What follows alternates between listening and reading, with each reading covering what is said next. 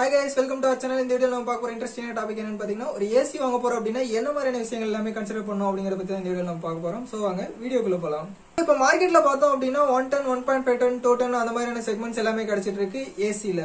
So அப்படிங்கறப்போ 1 ton வாங்கலாமா 1 ton வாங்கலாமா 2 ton வாங்கலாமா அப்படிங்கிற கன்ஃபியூஷன்ஸ் எல்லாருக்குமே இருக்கும். சோ இது என்ன பேசிஸ்ல கொடுத்திருக்காங்க அப்படினா என்ன டைப் ஆஃப் ரூம் இருக்கு, என்ன சைஸ் ஆஃப் ரூம் இருக்கு அப்படிங்கறத பொறுத்து தான் இந்த டன்னேஜ் நம்ம வந்து யூஸ் பண்றது டிஃபரன்சியேஷன் ஆகும். இப்போ நார்மலா பார்த்தோம் அப்படினா ஒரு 1 டன் யூஸ் பண்ற இடத்துல பாத்தீங்க அப்படினா ஒரு 10க்கு 10 ரூம் இருக்கு அப்படினா 10க்கு 10னா ஒரு 100 ஸ்கொயர் ஃபீட் அந்த மாதிரி இருக்கு அப்படினா தாராளமா 1 டன் ஏசி யூஸ் பண்ணிக்கலாம். இல்ல அதுக்கு மேல பாத்தீங்க அப்படினா ஒரு 10க்கு 12 10க்கு 20 அந்த மாதிரி சைஸ் எல்லாம் போறோம் அப்படினா தாராளமா 1 டன் 2 டன் அந்த மாதிரியான ஏசிஸ் எல்லாமே சஜஷன் பண்ணலாம்.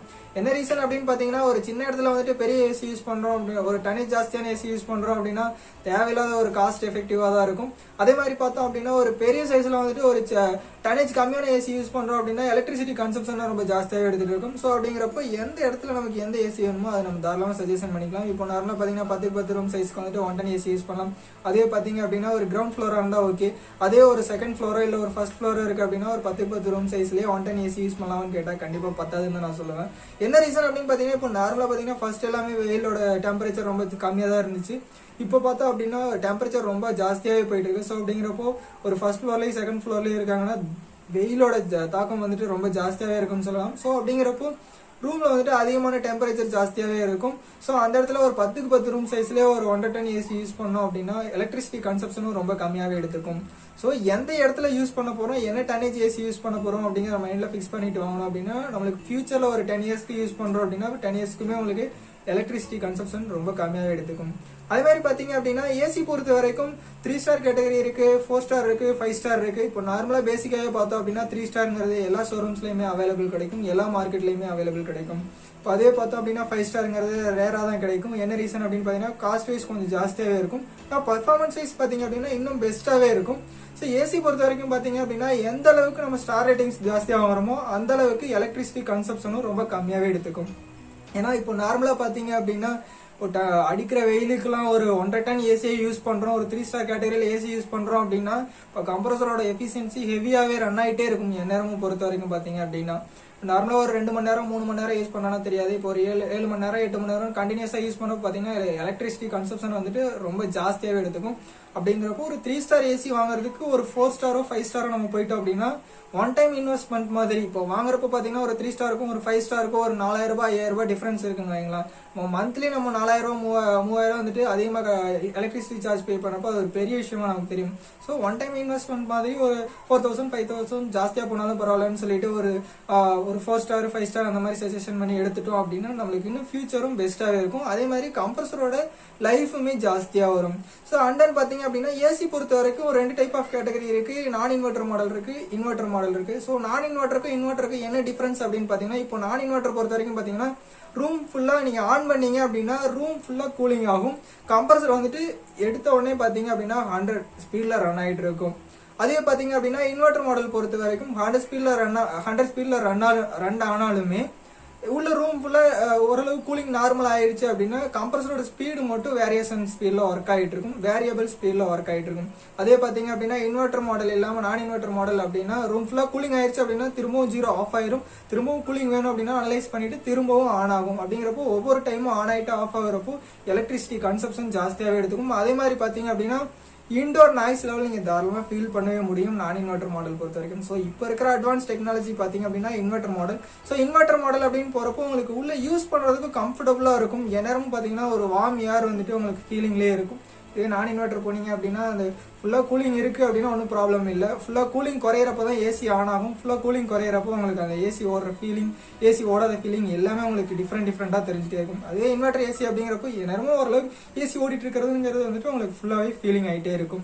ஸோ அப்படிங்கிறப்போ ஒரு இன்வெர்டர் மாடல் வந்துட்டு எலக்ட்ரிசிட்டி கன்சப்ஷனும் ரொம்ப கம்மியாவே எடுத்துக்கும். அதே மாதிரி பாத்தீங்கன்னா யூஸ் பண்றதுக்கு ஈஸியாவே இருக்கும். அண்ட் தென் பாத்தீங்கன்னா வேரியபிள் ஸ்பீட் அப்படின்றதுனால நம்மளுக்கு ஒரு கம்ஃபர்டபுளான ஒரு கூலிங் கொடுத்துட்டே இருக்கும். நான் இன்வெர்டர் ஏசி பொறுத்த வரைக்கும் பாத்தீங்கன்னா இப்போ மேனுஃபேக்சரிங்குமே ரொம்ப குறைஞ்சிருச்சு. ஸோ இன்வெர்டர் ஏசி தான் இப்போ ஒரு 90% அந்த ரேஞ்சு வந்துட்டு மேனுஃபேக்சரிங் பண்ணிட்டு இருக்காங்க. ஸோ இன்வெர்டர் ஏசின்னு போயிட்டோம் அப்படின்னா ஒரு ஃபியூச்சர் ஜென்ரேஷன்லேயே வந்துட்டு ஒரு 10 இயர்ஸ்க்கு யூஸ் பண்ணீங்க அப்படின்னாலும் ஒரு சின்ன ஸ்பேர் போயிட்டாலுமே ஈஸியாக அவைலபிள் கிடைக்கும். ஏன்னா எல்லாமே நான் இன்வெர்டர் மாடல் யூஸ் பண்ணிட்டு இருக்காங்க, இன்வெர்டர் மாடல் யூஸ் பண்ணிட்டு இருக்காங்க. நான் இன்வெர்டர் யூஸ் பண்ணல அப்படின்னா இன்வெர்டர் மாடலுக்கு தான் வந்துட்டு அதிகமான ஸ்பேர்ஸ் எல்லாமே அவைலபிள் கிடைக்கும். இப்போ எல்லாருமே இன்வெர்டர் யூஸ் பண்ணிட்டு இருக்கப்போ நான் இன்வெர்டர் மாடலுக்கு ஏதாவது ப்ராப்ளம் ஆயிடுச்சு அப்படின்னா அதுக்கான ஸ்பேர் கிடைக்குமா அப்படின்னா கண்டிப்பா கிடைக்காதுன்னு சொல்லணும். ஏன்னா இது வந்துட்டு ரியாலிட்டி, இதை ஒரு கம்ப்ளைண்டா சொல்லணும் அப்படிங்கறத ஒரு தெரிஞ்சுக்கிறதுக்காக சொல்லலாம். அண்ட் தென் பார்த்தோம் அப்படின்னா ஏசி பொறுத்த வரைக்கும் நிறைய விதமான கேசஸ் எல்லாமே கொடுத்துட்டு இருக்காங்க. அதனால எல்லாருமே பாத்தீங்க அப்படின்னா ஏசி வாங்க போறோம் அப்படின்னா ஸ்டார் ரேட்டிங்ஸ் பேசுவாங்க, இன்வெர்டரா நான் இன்வெர்டரா அப்படிங்கறது பேசுவாங்க. அதுக்கடுத்து பாத்தீங்க அப்படின்னா கேஸ் பொறுத்த வரைக்கும் அதிகமா யாருமே பேச மாட்டாங்க. என்ன ரீசன் அப்படின்னு பாத்தீங்கன்னா அது பெருசா யாருமே கன்சிடர் பண்ணிக்கிறது இல்ல. சோ ஏசி பொறுத்த வரைக்கும் மெயினான விஷயம் பாத்தீங்க அப்படின்னா கேஸ் என்ன யூஸ் பண்ணிருக்கோம் அப்படிங்கறதான். இப்போ ஏசி பொறுத்த வரைக்கும் பாத்தீங்கன்னா R22 கேஸ் யூஸ் பண்ணிட்டு இருந்தாங்க. அதுக்கடுத்து பாத்தீங்கன்னா R410A கேஸ் யூஸ் பண்ணிட்டு இருந்தாங்க. இப்போ இந்த வருஷம் ஃபுல்லாவே பாத்தீங்க அப்படின்னா எந்த பிராண்ட் எடுத்தோம் அப்படின்னாலுமே R32 கேஸ் தான் யூஸ் பண்ணிட்டு இருக்காங்க. இப்போ போன வருஷமே பாத்தீங்க அப்படின்னா ஒரு சில பிராண்ட்ஸ் எல்லாமே R32 கொடுத்துட்டு இருந்தாங்க, 410A ரெண்டுமே மாத்தி மாத்தி கொடுத்துட்டு இருந்தாங்க. இப்போ ஒரு ஸ்பெஷல் கேட்டகரி மாடல் எடுக்கிறீங்க அப்படின்னா அதுல 410A கொடுத்துட்டு இருந்தாங்க. அதுக்கடுத்து பாத்தீங்கன்னா ஒரு நார்மல் கேட்டகரி போயிட்டீங்கன்னா R22 கேஸ் யூஸ் பண்ணிட்டு இருந்தாங்க. இப்போ மார்க்கெட்ல எக்கோ ஃப்ரெண்ட்லி கேஸ் அப்படின்னா R32 கேஸ் தான். இப்போ நீங்க மார்க்கெட்ல ஒரு ஏசி வாங்க போறீங்க அப்படின்னா கண்டிப்பா அந்த ஏசி வந்துட்டு R32 கேஸா அப்படின்னு நீங்க கேட்டுட்டு தாராளமா வாங்கலாம். என்ன ரீசன் அப்படின்னு பாத்தீங்கன்னா இந்த வருஷம் எல்லா பிராண்டுமே பாத்தீங்கன்னா R32 கேஸ் யூஸ் பண்ணாங்க, எக்கோ ஃப்ரெண்ட்லி கேஸ் அப்படின்னு சொல்லிட்டு. என்ன ரீசன் அப்படின்னு பாத்தீங்கன்னா குளோபல் வார்மிங் எல்லாமே பாத்தீங்கன்னா ஜாஸ்தியா ப்ராப்ளம் ஆயிட்டு இருக்கு. அப்படிங்கறதுனால பாத்தீங்கன்னா ஒவ்வொரு டைமும் கேஸோட ரிசர்ச் வந்துட்டு இன்க்ரீஸ் போயிட்டே தான் இருக்கு. ஸோ குளோபல் வார்மிங்க்கு இந்த வருஷம் எந்த இஷ்யூ இருக்காது அப்படின்னு சொல்லிட்டு R32 கேஸ் எல்லாமே யூஸ் பண்ணிட்டு இருக்காங்க. அதே மாதிரி பாத்தீங்க அப்படின்னா உங்களுக்கு வெளியில எந்த அளவுக்கு டெம்பரேச்சர் இருக்கோ அதுக்கு தகுந்த மாதிரி தான் வந்துட்டு ஏசியோட பர்ஃபார்மன்ஸ் இருக்கும். இப்போ நார்மலா பாத்தீங்க அப்படின்னா ஒரு இன்வெர்டரா இருந்தாலும் சரி, நான் இன்வெர்டரா இருந்தாலும் சரி, எக்ஸ்டர்னல் யூனிட் வெளியில தான், வெயிலா இருந்தாலும் சரி மழையா இருந்தாலும் சரி எக்ஸ்டர்னல் யூனிட் வெளியில தான் இருக்கும். ஸோ அப்படிங்கிறப்போ தாராளமா எக்ஸ்டர்னல் டெம்பரேச்சர் எந்த அளவு வரைக்குமே ஏசி ஸ்மூத்தா ரன் ஆகும் அப்படிங்கறத நீங்க தாராளமா கேட்டே வாங்கலாம். இப்போ நார்மலா பாத்தீங்க அப்படின்னா ஒரு எல்லா பிராண்டுமே வந்துட்டு ஒரு 54 டிகிரி 55 டிகிரி வரைக்குமே எக்ஸ்டர்னல் டெம்பரேச்சர் இருந்தாலுமே எங்களோட ஏசி வந்துட்டு ஸ்மூத்தா ரன் ஆகும் அப்படிங்கிற மாதிரி கொடுத்துருப்பாங்க. இப்போ ஒரு சில பிராண்ட்ஸ் மட்டும் பாத்தீங்க அப்படின்னா அப் டு 60 டிகிரி வரைக்குமே எங்களோட ப்ராடக்ட் வந்துட்டு நல்ல பர்ஃபார்மன்ஸ் கொடுக்கும் அப்படிங்கிற மாதிரியான ரிசல்ட்ஸ் எல்லாமே கொடுத்துட்டு இருக்காங்க. ஸோ அப்படிங்கிறப்ப எந்த அளவுக்கு எக்ஸ்டர்னல் டெம்பரேச்சர் ஜாஸ்தியா இருக்கும் அந்த அளவுக்கு நம்ம வந்துட்டு உள்ள ஸ்மூத்தா ரன் ஆகும் அப்படிங்கிற மாதிரி ஏசி சஜஷன் பண்ணிக்கலாம். அது இல்லாம பாத்தீங்கன்னா இன்வெர்டர் மாடல் பொறுத்த வரைக்கும் பாத்தீங்க அப்படின்னா வாரண்டி பீரியடும் ஜாஸ்தியாவே இருக்கும். நான் இன்வெர்டர் மாடல் பொறுத்த வரைக்கும் பாத்தீங்கன்னா வாரண்டி பீரியடும் ரொம்ப கம்மியாவே கொடுத்திருப்பாங்க. என்ன ரீசன் அப்படின்னு பாத்தீங்கன்னா இன்வெர்டர் மாடல் அப்படின்னா கொஞ்சம் ஜாஸ்தியாவே கம்ப்ளைண்ட் வரும் அப்படிங்கிற மைண்ட் செட் எல்லாருக்குமே இருக்கும். அதனால பாத்தீங்க அப்படின்னா அவங்களோட ப்ராடக்டோட வாரண்டியுமே ஜாஸ்தியா கொடுத்துறாங்க. இப்போ நான் இன்வெர்டர் மாடல் பாத்தீங்க அப்படின்னா ஒரு 5 இயர்ஸ் கம்பல்சரி வாரண்டி கொடுத்திருப்பாங்க. அதே பாத்தீங்கன்னா ஓவரால் காம்ப்ரிஹென்சிவ் வாரண்டி 1 இயர் கொடுத்திருப்பாங்க, அதாவது எலக்ட்ரானிக்ஸ் பார்ட்ஸுக்கு மட்டும். சோ இன்வெர்டர் மாடல் அப்படின்னு போயிட்டீங்கன்னா இப்போ மார்க்கெட்ல காம்படிஷன் ஜாஸ்தியா இருக்கு அப்படிங்கறதுனால அதுல பிசிபி போர்டு தான் பாத்தீங்க அப்படின்னா இன்வெர்டர் அப்படின்னு சொல்லுவாங்க. சோ பிசிபி போர்டு எந்த ப்ராப்ளம் ஆயிருச்சு அப்படின்னாலுமே பாத்தீங்க அப்படின்னா ஒரு 5 இயர்ஸ்க்கு வாரண்டி அந்த மாதிரியான ஒரு செக்மெண்ட்ஸ் எல்லாமே கொடுத்துட்டு இருக்காங்க. 5 இயர்ஸ் வந்துட்டு PCB board warranty and then overall product warranty பாத்தீங்கன்னா 1 இயர் வாரண்டி கொடுத்திருப்பாங்க எலக்ட்ரானிக்ஸ் ஸ்பேர்ஸ் எல்லாத்துக்குமே சேர்த்து. சோ வாரண்டி பீரியட் பொறுத்த வரைக்கும் பாத்தீங்கன்னா இன்வெர்டர் மாடல்ல கம்ப்ரஸருக்கு 10 இயர்ஸ் வாரண்டியே கொடுத்துட்டு இருக்காங்க. அதுலயே ஒரு சில ஸ்பெசிபிக் பிராண்ட்ஸ் எல்லாமே பாத்தீங்க அப்படின்னா 12 இயர்ஸ் வாரண்டி அந்த மாதிரியான லாங் டேர்ம் வாரண்டி எல்லாமே கொடுக்க ஆரம்பிச்சிட்டாங்க. சோ நம்ம ஏசி வாங்கும்போது பாத்தீங்கன்னா இன்வெர்டர் வாங்கலாமா நான் இன்வெர்டர் வாங்கலாமா, என்ன ஸ்டார் ரேட்டிங்ஸ் வாங்கலாம் அப்படிங்கறது வந்துட்டு நம்ம மெயினா கன்சிடர் பண்ண வேண்டிய விஷயம். அண்ட் தென் பாத்தீங்கன்னா எந்த இடத்துல யூஸ் பண்றோமோ அந்த இடத்துக்கு தகுந்த மாதிரியான ஏசி வாங்க வேண்டியதும் மெயினா கன்சிடர் பண்ண வேண்டிய விஷயமா இருக்கும். சோ இதெல்லாம் ஒரு பக்கம் இருந்தாலுமே ஏசி வாங்கணும் அப்படின்னா அதிகமான மெயின்டெனன்ஸ் பண்ற மாதிரி இருக்கும். இப்போ மேக்ஸிமம் பாத்தீங்க அப்படின்னா 3 months ஒன்ஸ்னாவது ஒரு சர்வீஸ் டெக்னீஷியனை கூப்பிட்டு ஒரு சர்வீஸ் பண்ணிட்டீங்க அப்படின்னா ஒரு சாட்டிஸ்பாக்சனா இருக்கும். ஏன்னா பாத்தீங்க அப்படின்னா ரூம்குள்ள வந்துட்டு அந்த டெம்பரேச்சர் ஜாஸ்தியா இருக்கும், ஒரு ஏசி யூஸ் பண்றோம், கேஸ் ஓரியன்டட் ப்ராடக்ட் அப்படிங்கிறதுனால சர்வீஸ் பண்ணிட்டு யூஸ் பண்ணோம் அப்படின்னா பெஸ்டாவே இருக்கும். அண்ட் தென் பாத்தீங்க அப்படின்னா பர்ஃபார்மன்ஸும் பெஸ்டாவே இருக்கும். நீங்க எந்த அளவுக்கு சர்வீஸ் பண்றீங்களோ அதை பொறுத்து. இப்போ நார்மலா பாத்தீங்கன்னா எந்த ஒரு ப்ராடக்ட் எடுத்தாலும் சரி சர்வீஸ் வந்துட்டு எங்க அவைலபிள் இருக்கு, ஆத்தரைஸ்டு சர்வீஸ் சென்டர் இருக்கா அப்படிங்கறத நீங்க வந்துட்டு பார்த்துட்டு ஏசி வாங்க அப்படிங்கறது நான் ஒவ்வொரு டைமுமே நான் சொல்லிட்டு இருக்கேன். இப்போ நார்மலா பாத்தீங்கன்னா ஒரு சீசன் டைம்ல மட்டும் அந்த ஏப்ரல் மே இந்த டைம்ல எல்லாம் பாத்தீங்க அப்படின்னா எல்லா பிராண்டுக்குமே ஏசி வந்துட்டு சர்வீஸ் பக்காவா கொடுத்துட்டு இருப்பாங்க. அதுக்கடுத்து பாத்தீங்கன்னா ஒரு ஆஃப் சீசன்ல போயிட்டு ஏசிக்கு சர்வீஸ் பண்ணும் அப்படின்னு சொன்னாவே எந்த டெக்னீஷியனுமே பாத்தீங்கன்னா அந்த அளவுக்கு அவைலபிள் கிடைக்க மாட்டாங்க. என்ன ரீசன்? சோ மேனுஃபேக்சரிங் வந்துட்டு பண்ணிடுவாங்க, அதை சேல் பண்றதுக்காக சர்வீஸ் அப்படிங்கிற ஒரு மெயின் ஃபீச்சர் வந்துட்டு கொண்டு வரணும் அப்படிங்கிறதுக்காக நார்மல் டைம்ல வந்துட்டு சர்வீஸ் அந்த அளவுக்கு பேக்கப் இருக்காது. சீசன் டைம்ல பாத்தீங்கன்னா ஒவ்வொரு பிராண்டு கூடயும் பாத்தீங்கன்னா இன்னும் 2-3 பிராண்ட் டைப் பண்ணிட்டு இருப்பாங்க. ஆஃப் சீசன்ல வந்துட்டு அந்த பிராண்ட் வந்து டைப் பண்ண மாட்டாங்க. ஸோ அப்படிங்கிறப்போ சர்வீஸ் ஃபர்ஸ்டா போயிடும்.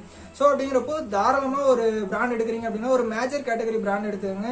லோக்கல் டவுன்ஷிப்ல என்ன சர்வீஸ் பாயிண்ட் அவைலபிள் இருக்கோ, என்ன ப்ராடக்ட்டுக்கு ஸ்பேஸ் ஈஸியா அவைலபிள் கிடைக்குமோ அந்த மாதிரியான ஏசி நம்ம வந்து சஜஷன் பண்ணோம் அப்படின்னா தாராளமா ஒரு 10 இயர்ஸ்ங்கிறது வந்துட்டு உங்களுக்கு ஒரு 12 இயர்ஸோ ஒரு 15 இயர்ஸோ தாராளமா ஏசி யூஸ் பண்ணிக்கலாம். இப்போ இருக்கிற டெக்னாலஜிக்கே பாத்தீங்க அப்படின்னா என்னமோ போயிட்டு இருக்கு. இன்னைக்கு இருக்கிற டெக்னாலஜி நாளைக்கு இல்லை அப்படிங்கிற மாதிரி சொல்லலாம். இருந்தாலும் ஏசி அப்படிங்கிறது வந்துட்டு நம்ம அடிக்கடி சேஞ்ச் அவுட் பண்ணிட்டு இருக்க முடியாது. ஸோ அப்படிங்கிறப்போ தாராளமா ஒரு ஃபியூச்சர் ஜென்ரேஷனுக்கு தகுந்த மாதிரியான ஏசி நம்ம சஜஷன் பண்ணோம் அப்படின்னா இன்னும் நமக்கு பெஸ்ட்டாவே இருக்கும். ஸோ ஏசி பொறுத்த வரைக்கும் பாத்தீங்க அப்படின்னா ஆன்லைன்லயும் வாங்கலாம், ஆஃப்லைன் ஷோரூம்ஸ்லயுமே வாங்கலாம். ரெண்டுத்துக்கு என்ன டிஃபரன்ஸ் அப்படின்னு பாத்தீங்கன்னா ஓவராலா பாத்தீங்க அப்படின்னா இப்போ இந்த பிசி போர்டு வாரண்டி எல்லாமே பாத்தீங்கன்னா 5 இயர்ஸ் சொன்னோம் பாத்தீங்களா, அது வந்துட்டு நார்மலா ஷோரூம்ஸ்ல வாங்குறப்போ அவைலபிள் கிடைக்கும். ஒரு சில டைம்ல வந்துட்டு ஆன்லைன்ல பர்ச்சேஸ் பண்றப்போ அந்த மாதிரியான வாரண்டிஸ் எல்லாமே அவைலபிள் கிடைக்காது. அதே மாதிரி பாத்தீங்கன்னா இன்ஸ்டாலேஷன் சார்ஜுமே பாத்தீங்க அப்படின்னா ஷோரூம்ல வந்துட்டு ஃப்ரீ அந்த மாதிரி பண்ணி தருவாங்க. அதுவே நீங்க ஆன்லைன் போறப்போ சார்ஜஸ் ஒரு சில டைம் வந்துட்டு வர்ற மாதிரி இருக்கும். அது ரெண்டுத்தையும் என்ன டிஃபரன்ஸ் இருக்குன்னு பாத்துட்டு நீங்க தாராளமா வாங்கிக்கலாம். அதே மாதிரி பாத்தீங்கன்னா ஏசி பொறுத்த வரைக்கும் 3 மீட்டர் காப்பர் டியூப் எல்லாமே வந்துடும். அதே மாதிரி பாத்தீங்க அப்படின்னா இன்ஸ்டாலேஷனுக்கும் ஆன்லைனா இருந்தாலும் சரி ஆஃப்லைனா இருந்தாலும் சரி ஒரே மாதிரி சார்ஜஸ் தான் வரும். மேக்ஸிமம் ஃப்ரீ அந்த மாதிரி எதுவும் பண்ணி கொடுத்தாங்க அப்படின்னா இன்னும் பெஸ்ட் தானே. நீங்க தாராளமா ஒரு ஷோரூம்ல நீங்க பர்ச்சேஸ் பண்ணலாம். இந்த வீடியோ உங்களுக்கு பிடிச்சிருந்துச்சு அப்படின்னா லைக் பண்ணுங்க, ஷேர் பண்ணுங்க, கமெண்ட் பண்ணுங்க, மறக்காம சப்ஸ்கிரைப் பண்ணுங்க. இதே மாதிரி உங்க ஃப்ரெண்ட்ஸ் யாரும் ஏசி வாங்கணும் அப்படிங்கிற ஒரு ஐடியால இருந்தாங்க அப்படின்னா அவங்களுக்கும் ஷேர் பண்ணுங்க. அவங்களும் சில விஷயங்கள் தெரிஞ்சுட்டு அதுக்கப்புறம் ஏசி வாங்க போட்டோம். ஸோ இப்போ கொரோனா சீசன் போயிட்டு இருக்கு.